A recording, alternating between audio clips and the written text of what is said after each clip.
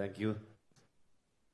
ಏನು ಹೇಳೋದು ಗೊತ್ತಾಗ್ತಿಲ್ಲ. ಅಂದರೆ ಪ್ರಗತಿ ಹೇಳಿದಾಗೆ ಒಂದು 6 ತಿಂಗಳು 3 ತಿಂಗಳು ಒಂದೊಂದು ಪ್ರೆಸ್ ಮೀಟ್ ನಡೀತಾ ಇತ್ತು. ಒಂಥರ ಟಚ್ ಹೋದಂಗೆ ಆಗ್ಬಿಟ್ಟಿದೆ. ಲಿಟ್ರಲಿ ಎಲ್ಲೋ ಊರಿಂದ ಬಸ್ ಟೈಮ್ ಬೆಂಗಳೂರಿಗೆ ಬಂದಾಗ ಹೆಂಗೆ ಫೀಲ್ ಇದೆಯೋ ಅದೇ ಥರ ಫೀಲಿಂಗ್ ಇದೆ ಇವಾಗ. ಇಲ್ಲಿ ಬಂದರೆ ಎಲ್ಲ ಸರ್ಕಲ್ ಒಂದೇ ಥರ ಕಾಣಿಸೋಕೆ ಶುರುವಾಗಿದೆ. ಎಲ್ಲೂ ಹೋಗೋಕ್ಕೂ ಆಗ್ತಿಲ್ಲ. ಬಂದರೆ ಅಜಿನಿ ಸ್ಟುಡಿಯೋ ಮನೆಗೂ ಹೋಗಲಿಲ್ಲ. ಸೊ 3 ವರ್ಷ ಅಲ್ಲ, ಪಂಚವಾರ್ಷಿಕ ಯೋಜನೆ 5 ವರ್ಷದ ಜರ್ನಿಲಿ ಲಿಟ್ರಲಿ ಥ್ಯಾಂಕ್ಸ್ ಹೇಳಕ್ಕೆ ಶುರು ಮಾಡಿದ್ರೆ ಅದಕ್ಕೆ ಕೆಲವಷ್ಟು ದಿನ ಬೇಕು ಅಂತ ಅನ್ಕೊಳ್ತೀನಿ ನಾನು. ಅಂತ ದೊಡ್ಡ ಜರ್ನಿ ಮೋಸ್ಟ್ಲಿ ಈ ಸಿನಿಮಾ ಕಂಪ್ಲೀಟ್ ಮಾಡೋಕೆ ಆಗ್ತಿರ್ಲಿಲ್ಲ.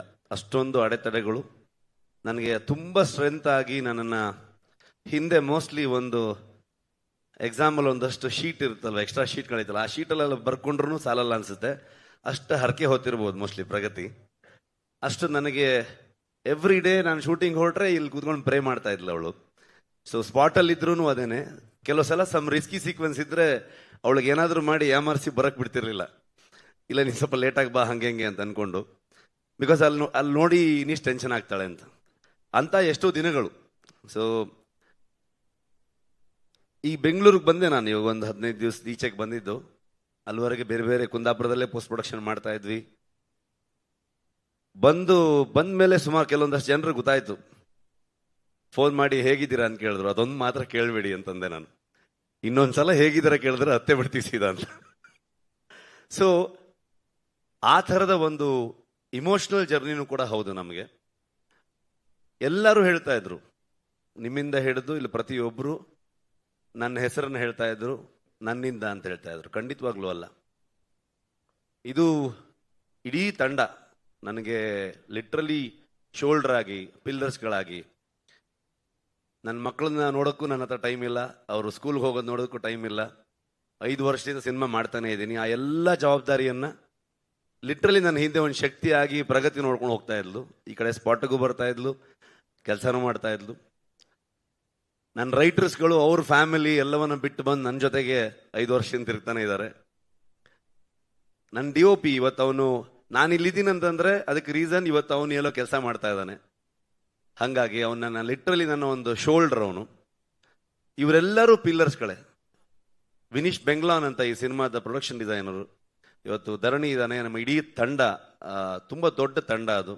ನನ್ನ ಡೈರೆಕ್ಷನ್ ಟೀಮು, ಆರ್ಟಿಸ್ಟ್ಗಳಾಗ್ಬೋದು, ಊರವರಿಂದ ಹಿಡ್ಕೊಂಡು ಮುದೂರ್ ಆಗ್ಬೋದು, ಕೆರಾಡಿ ಆಗ್ಬೋದು, ಕುಂದಾಪುರ ಆಗ್ಬೋದು, ಆ ಸುತ್ತಮುತ್ತ ಎಲ್ಲ ಪ್ರದೇಶ, ಫಾರೆಸ್ಟ್ ಡಿಪಾರ್ಟ್ಮೆಂಟ್ ಅವರು, ಯಾರಿಗೆಲ್ಲ ಥ್ಯಾಂಕ್ಸ್ ಹೇಳೋದು, ಯಾರಿಗೆಲ್ಲ ಬಿಡೋದು. ಫಾರೆಸ್ಟ್ ಮಿನಿಸ್ಟ್ರಿಂದ ಹಿಡಿದು ಪ್ರತಿಯೊಬ್ಬರು ನಮ್ಗೆ ಹೆಲ್ಪ್ ಮಾಡಿದವ್ರೆ. ಅವರೆಲ್ಲರ ಕಾಂಟ್ರಿಬ್ಯೂಷನ್ ಇಂದ ಇವತ್ತು ಈ ಸಿನಿಮಾ ಮೂಡ್ ಬಂದಿದೆ. ಖಂಡಿತವಾಗ್ಲೂ ನಾನೊಬ್ಬನಿಂದಲ್ಲ. ಒಬ್ಬ ಒಂದು ಕಥೆಯನ್ನು ತಗೊಂಡು ಬಂದಾಗ, ಒಂದು ಯೋಚನೆಯನ್ನು ತಗೊಂಡು ಬಂದಾಗ ಅದನ್ನ ಹೇಗೆಲ್ಲ ಚಂದ ಕಾಣಿಸ್ಬೋದು.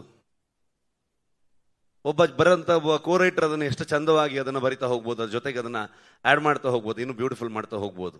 ಒಬ್ಬ ಸಿನಿಮಾಟೋಗ್ರಫರ್ ಅದನ್ನ ನಾನು ಕಂಡಿರುವಂತ ಒಂದು ವಿಷನ್ನ ಅವನು ಎಷ್ಟು ಚಂದವಾಗಿ ತೋರಿಸಿದಾನಂತ ನಾನೇನು ಮಾತಾಡೋದು ಬೇಕಾಗಿಲ್ಲ. ಎಲ್ಲ ವಿಜುವಲ್ಸ್ಗಳು ಹೇಳ್ತಾ ಇದೆ ಇವತ್ತು. ಅದಕ್ಕೆ ಏನು ಕೇಳುತ್ತೆ, ಎಷ್ಟು ಬಜೆಟಲ್ಲಿ ಮಾಡ್ತೀವಿ, ಆ ಲೆಕ್ಕಾಚಾರ ಏನು, ಇದನ್ನ ಯಾವತ್ತೂ ಕೇಳಲೇ ಇಲ್ಲ ವಿಜಯಣ್ಣ.